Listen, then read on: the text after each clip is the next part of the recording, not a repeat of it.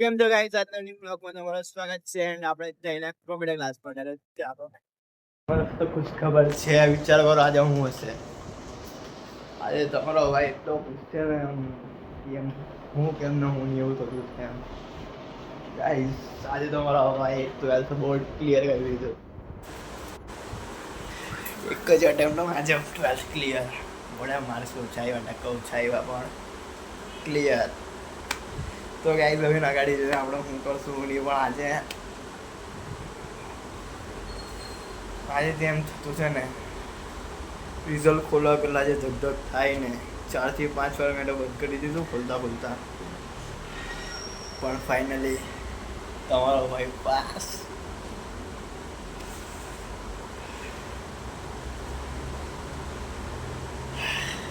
કંઈ નહીં થોડી વાર આમાં બોલું મેં.